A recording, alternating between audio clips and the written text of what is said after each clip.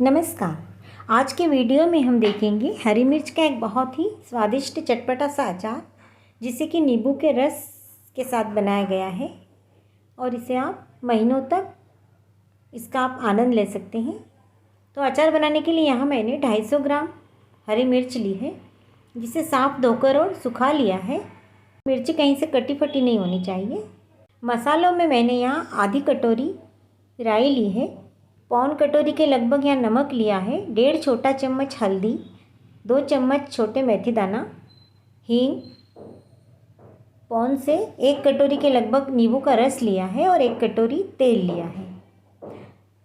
तो अचार बनाने के लिए सबसे पहले हम हरी मिर्च के डंठल को काट लेते हैं और इसके बीच में से मैं ऐसे चीरा लगा रही हूँ, जिससे कि इसके मसाले अंदर तक चले जाए और ये अच्छी तरह से गल जाए।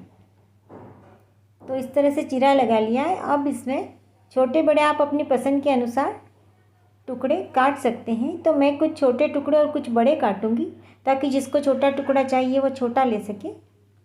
तो इस तरह से मैंने सारी मिर्चियों को काट लिया है। अब हम इसका मसाला तैयार करेंगे। तो उसके लिए मैंने एक पैन रखा है छोटा। इसमें सबसे पहले राई को बहुत हल्का सा भूनना है हमें, ताकि कोई नमी हो तो वो निकल जाए। तो इस तरह से राई को मैंने भूनकर अलग कर लिया है। अब उसी पैन में थोड़ा सा आधा चम्मच के लगभग तेल डालेंगे।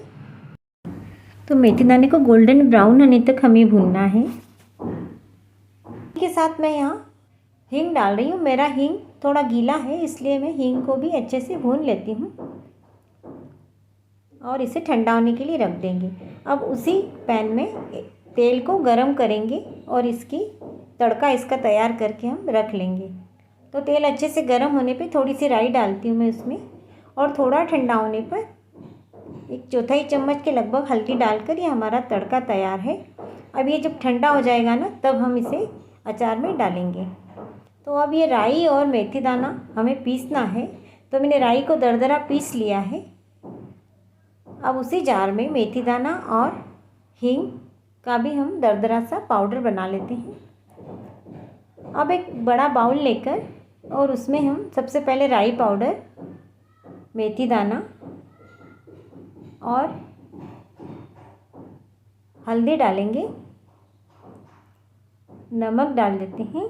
तो सारे मसाले हमने यहाँ इकट्ठे कर लिए हैं। अब इन मसालों में नींबू का रस डालना है और इसे अच्छी तरह से हमें मिक्स कर लेना है।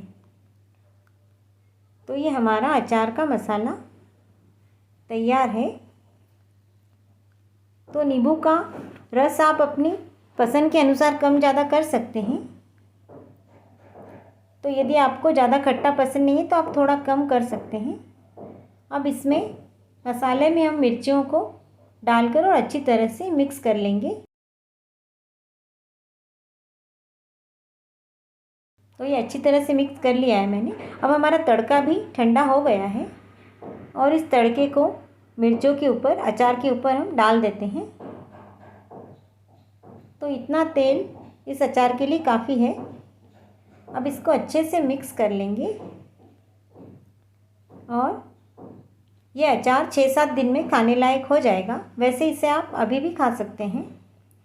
तो इस तरह से इसे एक साफ़ सूखे जार में बंद करके और रख देंगे, और इसमें ऊपर तक तेल रहना चाहिए, जिससे कि आपका अचार लंबे समय तक ख़राब ना हो। तो आप इसे ज़रूर बनाइए। धन्यवाद।